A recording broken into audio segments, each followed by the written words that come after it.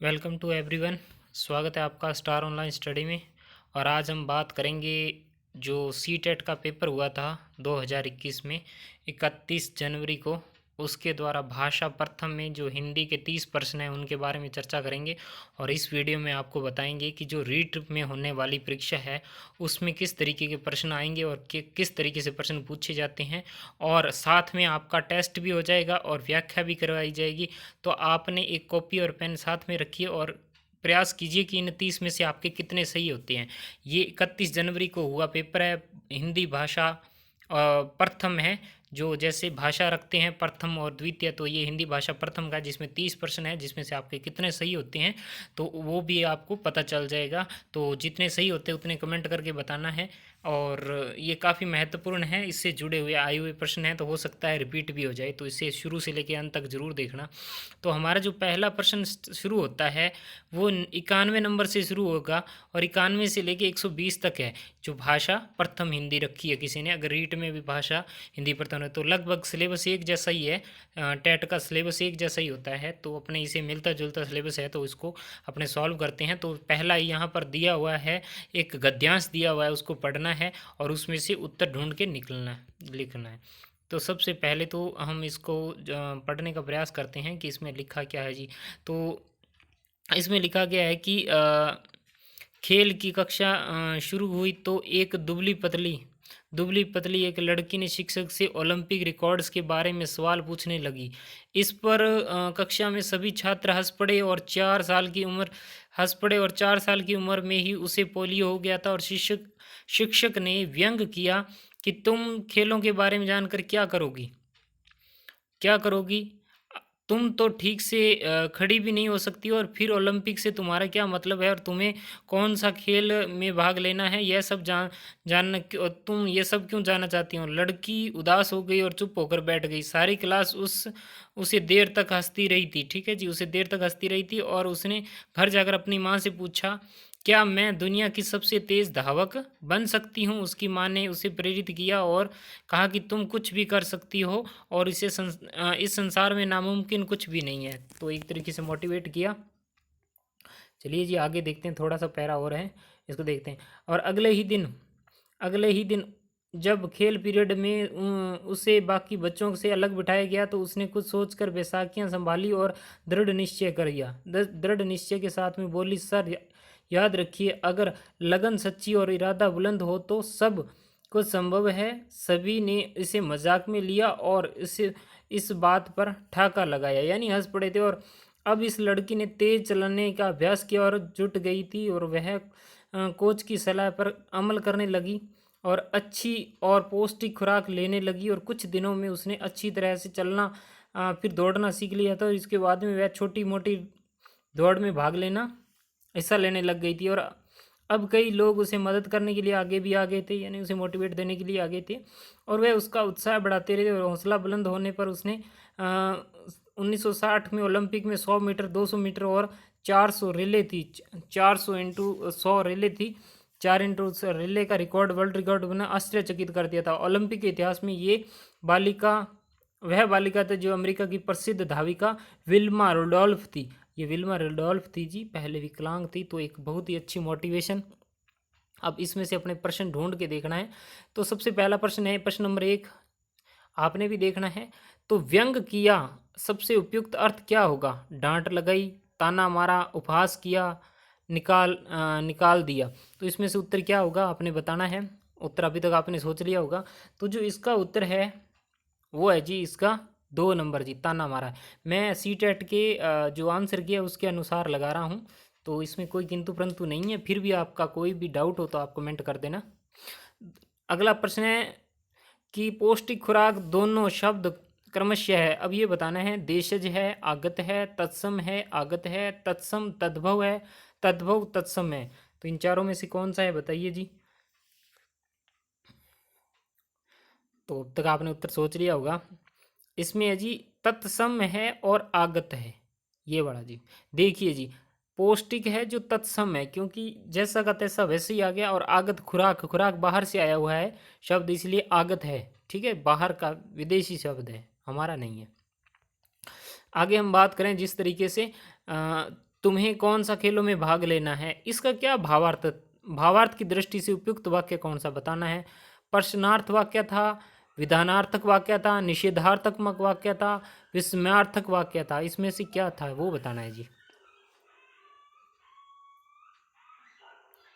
तो अब तक उत्तर आपने सोच लिया होगा, इसका है निषेधार्थक में, यानी उसने जो उसके जो शिक्षक थे उन्होंने उसे निषेध रोका था कि तुमने क्या करना है भाग पूछ के खेलों के बारे में, तो एक तरीके से रोका था उन्होंने। अगला है जी, लड़की से सवाल पूछने पर छात्र सभी हंस पड़े क्योंकि लड़की खेलना नहीं चाहती थी, बहुत छोटी थी, खेलना नहीं जानती थी या खेल नहीं सकती थी। क्या था जी इसमें जी, उत्तर बताना है जी इसका। 94 का है जी। तो इसका उत्तर आएगा 4 नंबर, वो खेल नहीं सकती थी क्योंकि उसे 4 साल की उम्र में पोलियो हो गया था जी। चलिए जी आगे बात करते हैं, जो हमारा अगला प्रश्न है उसके बारे में चर्चा करते हैं। जो 95 नंबर है, ये 95 नंबर कि आपके विचार से लड़की को सफलता में सबसे बड़ी प्रेरणा किसने दी थी। उसकी माँ ने दी थी, उसकी प्रशिक्षक ने दी थी, उसके शिक्षक ने दी थी, उसके सहपाठियों ने दी, किसने दी थी जी। तो उसकी माता ने दी थी जी। 95 का 1 नंबर है जी। शिक्षक के उत्तर, क्योंकि उसकी माँ ने ही कहा था कि तुम कुछ भी कर सकती हो, इस संसार में कुछ भी नामुमकिन नहीं है, तो उसकी माता ने ही उसे प्रेरणा दी थी। अगला प्रश्न है, शिक्षक के उत्तर से उसके बारे में धारणा बनती है कि वह कठोर था, हितैषी था, सत्यवादी था, प्रेरक था। क्या था जी बताना है। 96 का, तो इसका उत्तर आएगा 1 नंबर जी, कठोर था। कहने का मतलब उसने कठोर शब्द बोले थे जी, एक तरीके से ताने मारे थे, तो कठोर ही था। हितैषी होता तो वो उसे मोटिवेट करता, सत्यवादी होता तो सत्य तो उसने बोला ही नहीं ना, उसने तो एक तरीके से कठोर शब्दों का प्रयोग किया। और प्रेरक तो उसने कौन सी प्रेरणा दी थी जी, तो इसका 1 नंबर आएगा। चलिए जी आगे हम बात करते हैं प्रश्न नंबर 97। लड़की के अनुसार, ये रीट में ऐसे ही प्रश्न आएंगे, एक तरीके से आपका ये परीक्षा हो रही है। लड़की के अनुसार सब कुछ संभव है यदि कठोर परिश्रम और सबल शरीर हो, बुलंद हौसला और ईश्वर की कृपा हो, सच्ची प्रेरणा और अच्छा प्रशिक्षक हो, सच्ची लगन और ऊंचा इरादा हो। तो क्या है जी इसमें से, चारों में से। तो इनका उत्तर आएगा 4 नंबर, सच्ची लगन और ऊंचा इरादा हो। देखिए जी, इसमें कठोर परिश्रम और सबल शरीर, तो वो विकलांग थी, उसे पोलियो हुआ था, सबल शरीर तो था ही नहीं उसका। और बुलंद हौसला और ईश्वर की कृपा, ईश्वर की कृपा कुछ नहीं, मेहनत करने से होता है जी सब कुछ।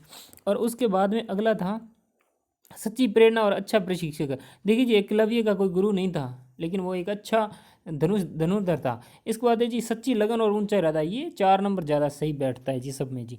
चलिए जी आगे हम बात करते हैं, गद्यांश में निहित मुख्य संदेश क्या है। सफलता के लिए लगन और परिश्रम की आवश्यकता है, शारीरिक अक्षमता वाले लोगों को अधिक परिश्रम करना पड़ता है, या किसी का मजाक उड़ाना ठीक नहीं है, या शिक्षक को दयालु होना चाहिए। इनमें से क्या है जी उत्तर जी, चारों में से आप सोच के बताइए, इसमें ज़्यादा सही कौन सा है उसके बारे में बताना है। तो इसका ज़्यादा सही, अब तक आपने उत्तर देख लिया होगा, इसका उत्तर नंबर आएगा 1 नंबर। सफलता के लिए लगन और परिश्रम की आवश्यकता होती है।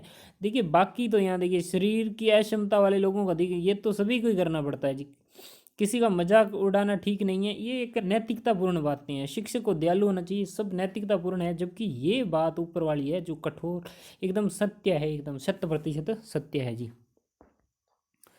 एसआई में भी ऐसे ही प्रश्न आपको देखने के मिलेंगे जी, तो एसआई की तरफ से भी महत्वपूर्ण है ये प्रश्न। आगे अब यहाँ पर कुछ दे रखा है, काव्यांश दे रखा है, उसके बारे में अपने को पढ़ना है और इसमें से ढूंढना है। इसमें देखिए थी, दिशाएं नियंत्रित मुझे दे दो, ये हाँ, मुझे दे रही है सफलता का यह द्वार मेरे लिए, न अवरोध कोई न बाधा कहीं, न संदेह कोई न अवधान कोई, अटल एक विश्वास मन में भरा है, नहीं पथ डगर आज अनजान कोई, हृदय में कहीं कह रहा है बात कोई, धरा हो गगन सिर्फ तेरे लिए, नहीं मुझे यहाँ जो मुझे रोक पाए, न कोई यहाँ जो मुझे टोक पाए, अजानी हवाओं से अनजानी हवाओं से बह रहा हूँ, मुझे आज लगता है कि मैं वह नहीं हूँ, रही जगमगा इंद्रधनुषी दिशाएं, जगंतर मंदिर रस अलौकिक पिए हैं, तो इसमें बताना है जी, व्याकरण की दृष्टि से इंद्रधनुषी शब्द है, तो ये इंद्रधनुषी देख लो जी क्या है। ये इतने में उत्तर है इसका जी। विशेषण है, क्रिया विशेषण है, संज्ञा है, सर्वनाम है, क्या है जी, ये बताना है जी।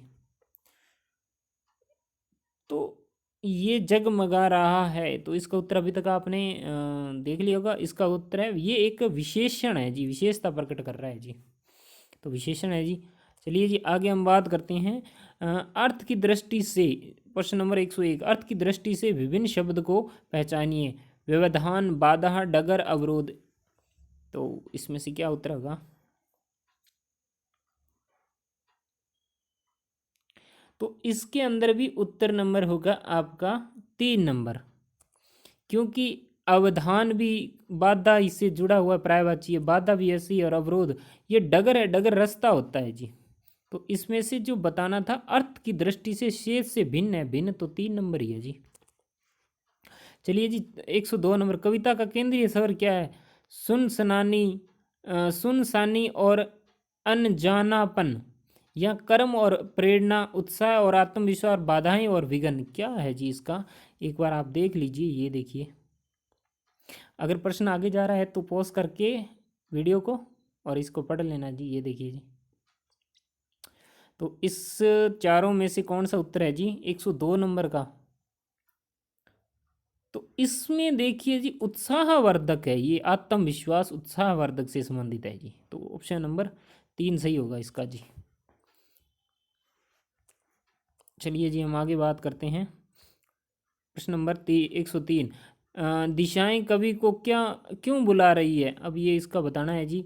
संदेह दूर करने के लिए, सफलता प्राप्त करने के लिए, कविता पाठ करने के लिए, अनजान रास्तों से बचने के लिए, क्यों बुला रही है जी? वो देख के बताइए जी। ये रहा, इसको पढ़ लीजिए जी, वीडियो को पॉज करके एक बार पढ़ लीजिए।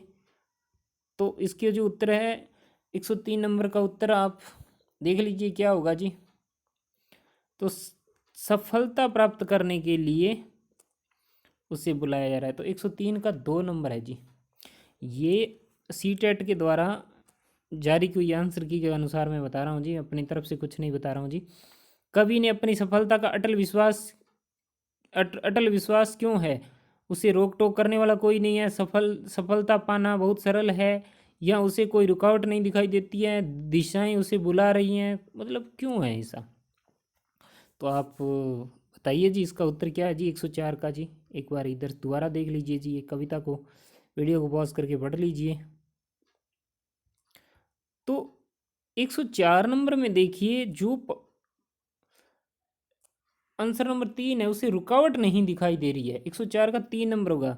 उसे रोक टोक करने वाला नहीं है, रोक टोक करने वाला तो सारे होते हैं। सफलता पाना बहुत सरल है, सरल तो नहीं होती है। दिशाएं उसे बुला रही, दिशाएं नहीं बुला रही हैं, उसे कोई रुकावट नहीं। एक बात का ध्यान रखना, आपने जो करना है ना वो कभी जो पेपर में दिया होगा उस अनुसार करना है, अपने लॉजिक नहीं लगाने कोई भी।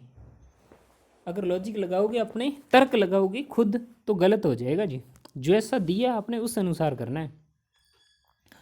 किसी पंक्ति में प्रतीत होता है कि कवि का व्यक्तित्व बदल गया है। किस पंक्ति में प्रतीत होता है कि कवि के? तो इसमें पहला है जी, नहीं कुछ यहाँ जो मुझे रोक पाए। दूसरा है, मुझे आज लगता है कि मैं नहीं वह नहीं हूँ। तीसरा, अटल एक विश्वास मन में भरा। चौथा है, जो अजानी हवाओं में बह जा रहा हूँ। तो इन चारों में बताइए जी कौन सा है जहाँ से प्रतीत होता है कि कवि का व्यक्तित्व बदल चुका है? 105 नंबर का। तो अब तक आपने उत्तर लगा लिया और इसका उत्तर नंबर है 2। मुझे इसने कह दिया था ना, मैं वह नहीं हूँ, यानी मैं बदल गया हूँ, तो व्यक्तित्व बदल गया उसी।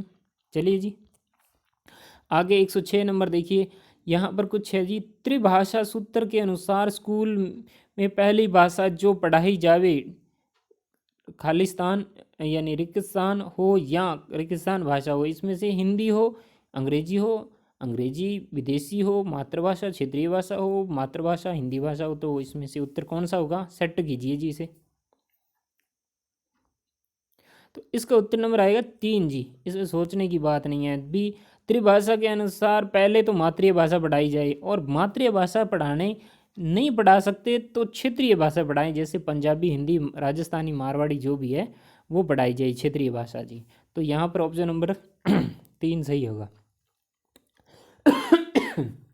आगे देखिए, व्याकरण पढ़ाने के आगमन विधि रेगिस्तान पर सर्वाधिक बल देती है, उदाहरणों पर, मानसिकता पर, नियमों पर, परिभाषा पर। बताइए जी।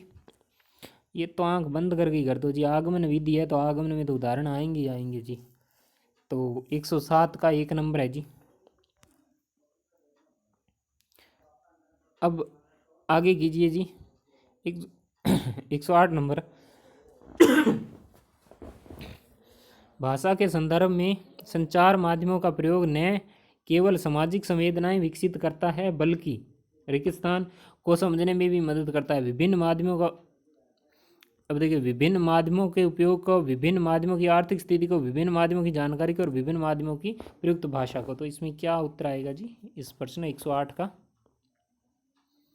तो अब तक आपने उत्तर लगा लिया होगा इसका। इसका उत्तर है 104 नंबर, माफ़ कीजिए 4 नंबर। विभिन्न माध्यमों से प्रयुक्त भाषा का समझने में मदद करता है। कहानियाँ, अगर 109 में देखिए जी, कहानियों में विभिन्न शैलियों द्वारा की गई चर्चा बच्चों को रेगिस्तान में मदद करती है। किस में मदद करती है जी? कहानियों के तत्वों को याद करने में, कहानियों की कमियों को बताने में, व्याकरण समझने में, कहानियाँ रचने में। किस में करेगी? तो इसमें तो बहुत आसान है ये तो। शैलियाँ जब पता होगी तभी वो कहानियाँ रच सकेगा। ऑप्शन नंबर 4 जी। चलिए जी, आगे हम बात करते हैं। 110 नंबर है जी, संदर्भ में व्याकरण किस पर बल देता है? संदर्भ में तो पाठ के अंत के दिए गए समस्त भाषा अभ्यास को पूर्ण करने में, पाठ पढ़ाते समय प्रसंगवश आने वाले व्याकरणिक बिंदुओं को स्पष्ट करने में, पाठ के अंत में जो व्याकरणिक बिंदुओं को स्पष्ट करने में, पाठ के दौरान समस्त व्याकरणिक बिंदुओं की परिभाषा बताने में। तो क्या है जी, इसको बताइए 110 का। तो 110 का जो उत्तर है वो है 2 नंबर। पाठ पढ़ाते समय प्रसंगवश आने वाले व्याकरणिक बिंदुओं को स्पष्ट करने पर। संदर्भ का क्या मतलब होता है? संदर्भ होता है शुरू में बताना, यानी थोड़ी सी भूमिका बतानी होती है। क्या है? पूरा वर्णन नहीं होता, सिर्फ थोड़ा सा कुछ महत्वपूर्ण बिंदुओं के बारे में चर्चा होती है और कुछ नहीं होता। बहुत आसान है जी। 111, प्रत्येक भाषा शिक्षक को इस बात की जानकारी जरूरी होनी चाहिए कि उसे उसकी कक्षा में बच्चों की रेगिस्तान पृष्ठभूमि क्या है जी? भाषिक एवं सांस्कृतिक, सांस्कृतिक एवं आर्थिक, आर्थिक एवं सामाजिक और सामाजिक एवं व्यावसायिक क्या है जी? इसमें से प्रश्न को दोबारा पढ़िए आप और उत्तर दीजिए। इतना आसान उत्तर है इसका तो पहला ही है, भाषिक एवं संस्कृति की, सांस्कृतिक पृष्ठभूमि का पता होना चाहिए एक शिक्षक को जी। पहला ही उत्तर है जी इसका। चलिए जी, आगे हम बात करें प्रश्न नंबर 112। 7वीं कक्षा में पढ़ने वाले ऋषभ ने बच्चों को जल संरक्षण पर आधारित सरकार द्वारा जारी किया गया पोस्टर दिखाया और चर्चा की। ऋषभ द्वारा प्रयुक्त सामग्री क्या है जी? कृत्रिम, प्रमाणिक, अनुपयोगी, मनोरंजक क्या है जी? इसमें से बताना है जी। इतना समय नहीं है।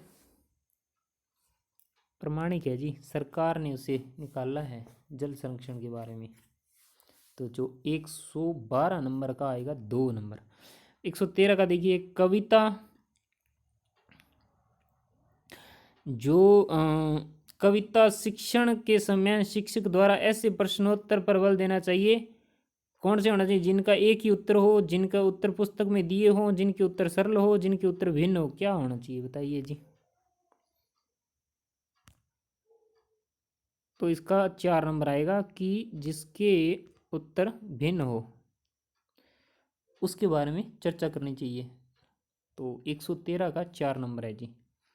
चलिए जी, हम आगे बात करते हैं। 114 नंबर देखिए जी, गद्य शिक्षण में अपेक्षित नहीं है। क्या नहीं है अपेक्षित जी? तार्किक शक्ति का विकास, अनुसरण क्षमता का विकास, भाषा की बारीकियां समझने विकास और कल्पनाशीलता का विकास।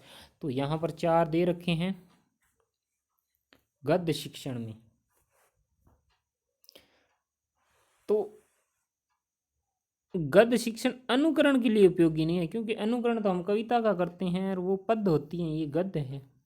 बाकी बारीकियां समझने में है, कल्पनाशील में भी है। जब गद्य पढ़ाएंगे तो कल्पनाओं में तो बहेंगे, तर्क करने में भी है, वाद विवाद डिबेट होगा जी।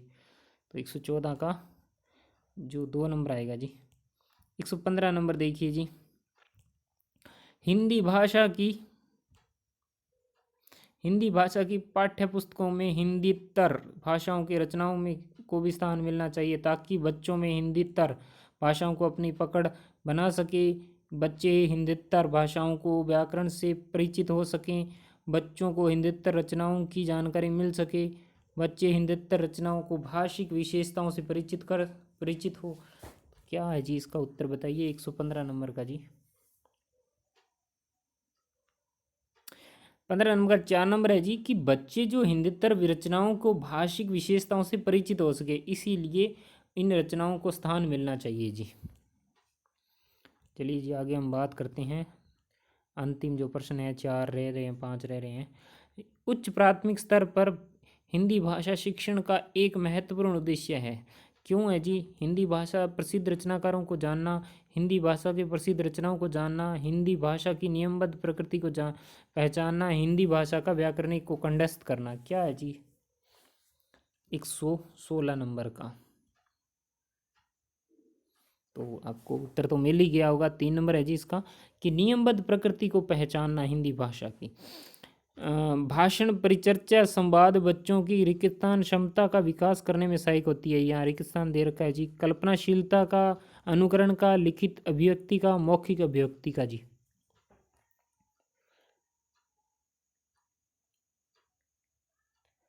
तो 117 का तो मौखिक अभिव्यक्ति के लिए है, क्योंकि परिचर्चा में, भाषण में, संवाद में बोलेगा ही तो मौखिक चर्चा का ही विकास होगा।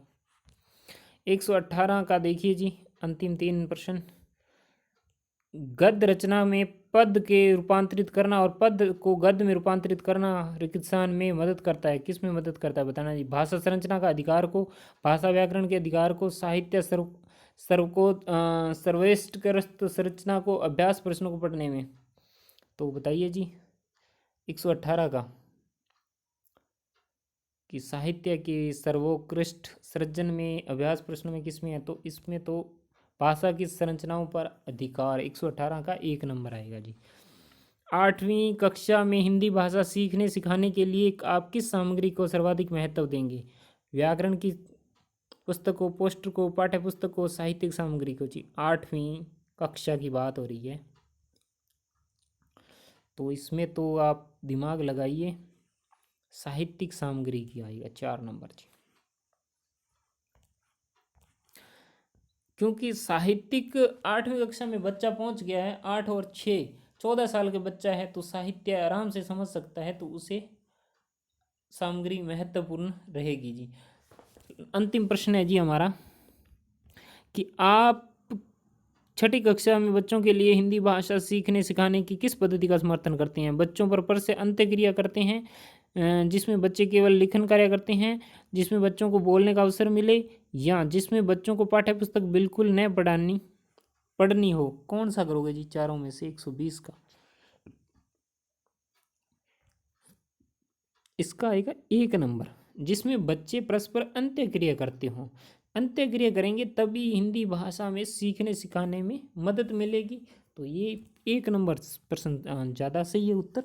तो ये कुल 30 प्रश्न थे, 30 में से आपके कितने सही हुए आपने कमेंट करके बताना है। और ये सीटेट का जो पेपर हुआ था 31 जनवरी को हुआ था 2021 को, उसकी भाषा प्रथम ये हिंदी है, उसका है ये, मैंने खुद नहीं बनाया। तो इस संदर्भ में आपको कितने सही हुए हैं उसके बारे में बताना है, और आपको ये वीडियो कैसी लगी कमेंट करके बताना है। और आगे वीडियो बनाएं या ना बनाएं वो आपकी कमेंट पर निर्भर करता है कि क्या आपको सच में फ़ायदेमंद लगती है तो हम प्रयास करेंगे, अगर नहीं लगती है तो हम नहीं बनाएंगे। तो मिलते हैं नेक्स्ट वीडियो में एक नए टॉपिक के साथ, एक नए विषय के साथ। जय हिंद, जय भारत।